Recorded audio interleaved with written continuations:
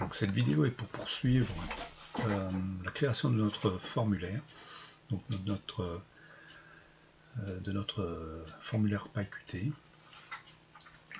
On a déjà créé, dans la première vidéo, on a déjà créé une fenêtre vide qui provient d'une dialogue qu'on va modifier.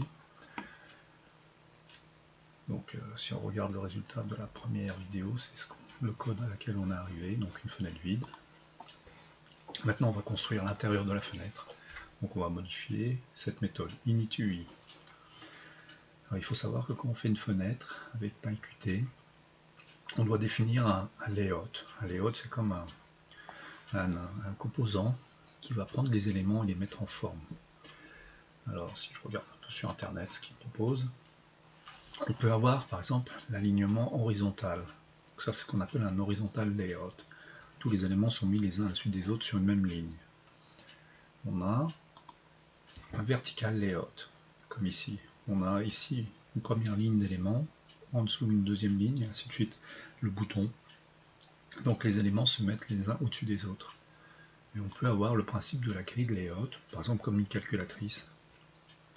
On a des éléments, par exemple ici une grille 3×4, où on a des éléments qui peuvent occuper une cellule, comme des éléments qui peuvent occuper 2 cellules, voire 3 cellules. Donc ça c'est ce qu'on appelle les layouts. Ce qui va permettre en fait les layouts, c'est de placer les éléments automatiquement et de toujours les garder le bon alignement, quelle que soit la taille de la fenêtre. Donc c'est ce qu'on va essayer de faire. On va déjà alors utiliser le principe de vertical layout. Je vais créer un élément qui s'appelle un QVBox layout. On va l'ajouter ici. Comme on est dans une dialogue, on garde en tête qu'on utilise QDialog, je vais alors lui utiliser la méthode setLayout de la dialogue et je vais lui mettre VBox. Donc automatiquement il va définir, il va utiliser le layout vertical, l'appliquer directement à la fenêtre. Donc mes éléments vont aligner les uns au-dessus des autres. Prenons un exemple. Je vais essayer de faire une étiquette, un QLabel. Donc un QLabel c'est une étiquette. On va aussi importer cette classe. Et je vais l'ajouter, donc ajouter cet élément.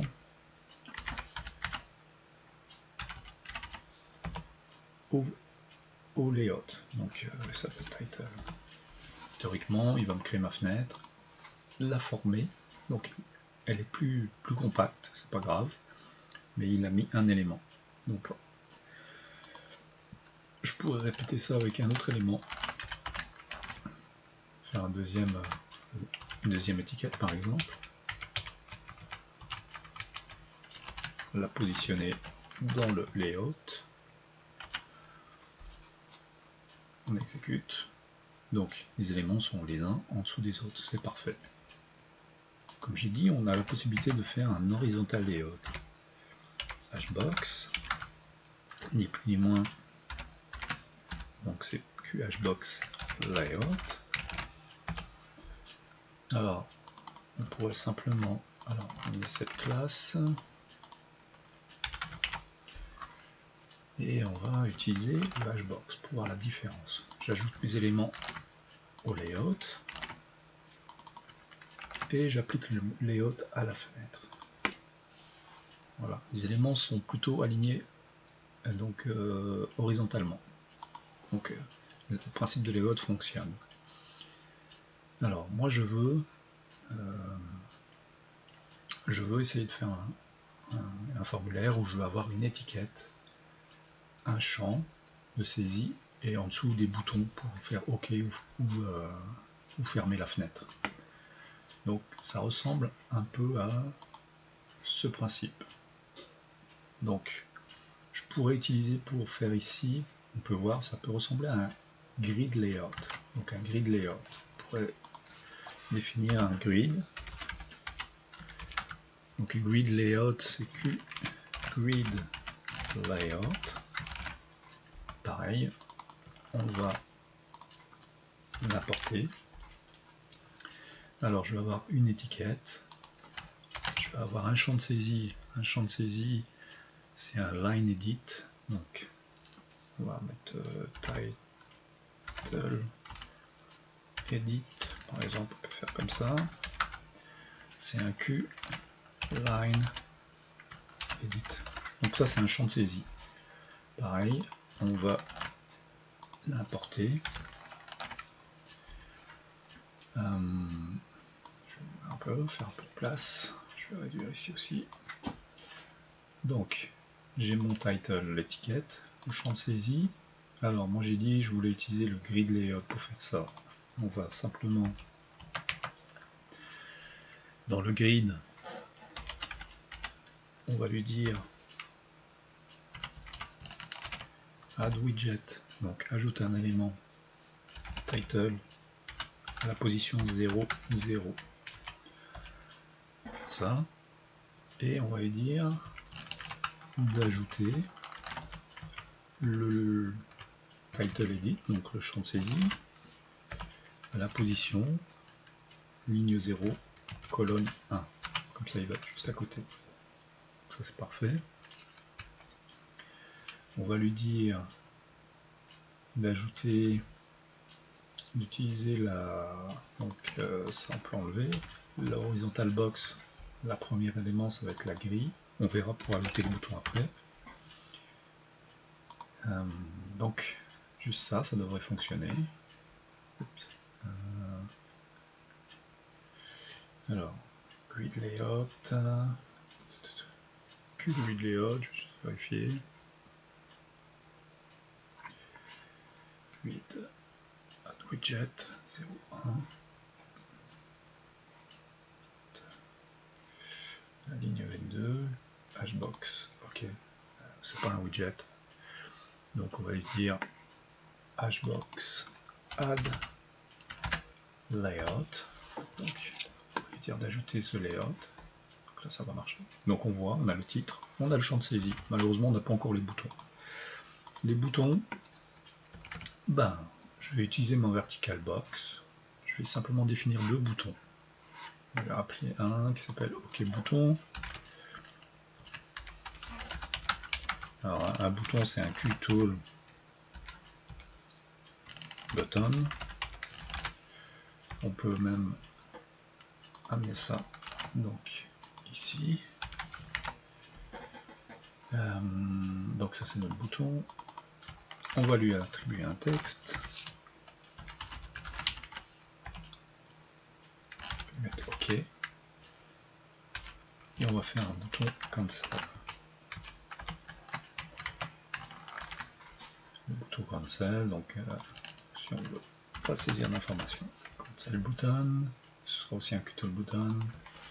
Puis on va mettre bouton cancel. Alors ces boutons, on va les mettre dans le vertical. Donc add widget, on va mettre par exemple cancel button, et on va mettre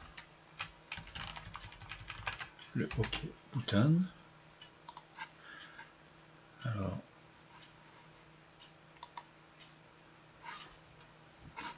on va simplement lui dire vbox.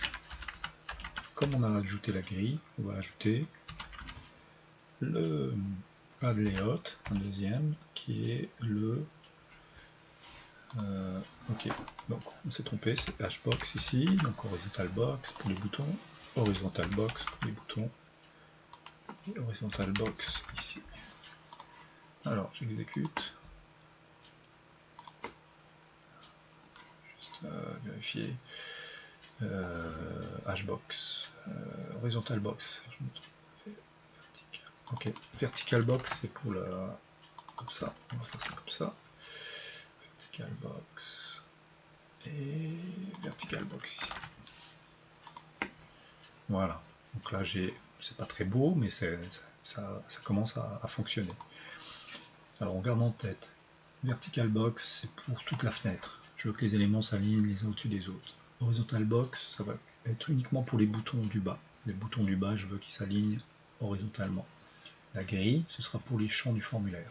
Donc j'aurai une étiquette, un champ. Alors ce que je fais, vertical box, j'ajoute ma grille, donc ça c'est mes champs de formulaire, et vertical box, j'ajoute mes boutons en bas, donc le layout du bas. Et vertical box, ce sera le layout de la fenêtre, ce qui marche. Donc on a bien ce que l'on veut. On a ici une grille.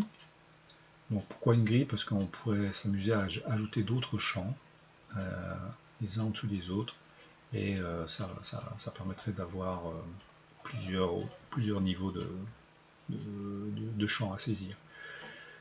Alors là ça marche. J'aimerais que quand je clique sur le bouton, par exemple cancel, que la fenêtre se ferme. Alors, il faut alors, quand on est dans PyQt, il faut alors utiliser cancel bouton, lui dire que quand on clique, l'événement clique, on va le connecter à une méthode qu'on peut appeler une méthode qui s'appelle par exemple cancel, par exemple. Cette méthode, on va la définir. Il faut la définir ici. Def cancel. C'est ça. Qu'est-ce qu'elle doit faire cette méthode? Par exemple, on pourrait lui dire de fermer la fenêtre, simplement. Self close. Pourquoi on peut appeler self close? Parce que c'est une méthode qui existe dans Dialog. Simplement, on va lui dire de fermer la fenêtre quand on clique sur cancel. Donc, il ferme la fenêtre automatiquement. C'est parfait. Maintenant, on pourrait dire, quand on clique sur le bouton OK, on pourrait faire la même chose. Fait alors OK button. Quand on clique, on connecte une méthode qui est self, par exemple validate. Ce serait une méthode qu'on va définir plus bas. Def validate. Donc c'est une méthode qu'on doit inventer. Qu'est-ce qu'on aimerait? C'est pouvoir récupérer le champ, l'information du champ qui est saisi. La seule manière de faire ça, ce serait de transformer ça en, par exemple, en attribut, en propriété de la classe. Donc on va dire c'est self.titleEdit. Puis ça va nous permettre d'utiliser cette référence dans d'autres méthodes de la classe. On va simplement modifier partout où on l'a fait avant. Et voilà, donc on a fait ça. Ce qu'on voudra dire, par exemple, c'est print. On va simplement imprimer dans la console. Title edit. Qu'est-ce qu'on va afficher? Le texte qui est dedans. Puis on va vérifier que ça fonctionne. Mon titre. Donc, ça apparaît là dans la... Et si je voulais, donc je pourrais dire une fois que j'ai saisi, ferme la fenêtre. Donc on pourrait réutiliser la même chose. Mon titre, donc j'offre un formulaire de saisie pour l'utilisateur. Je récupère les informations pour un autre programme et je ferme donc ma fenêtre. Donc on a notre fenêtre qui fonctionne. Comme j'ai dit, on pourrait ajouter d'autres champs, ce serait simple. On pourrait faire alors définir par exemple author.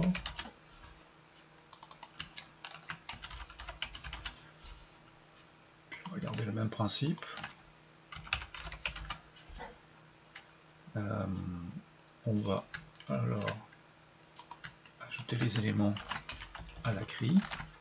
Maintenant on a author qu'on va mettre sur la ligne 1, colonne 0, et on a ici author edit qu'on va mettre sur la ligne 1, 1. Notre formulaire se dessine progressivement. Voilà. Donc c'est ce qu'il fallait faire.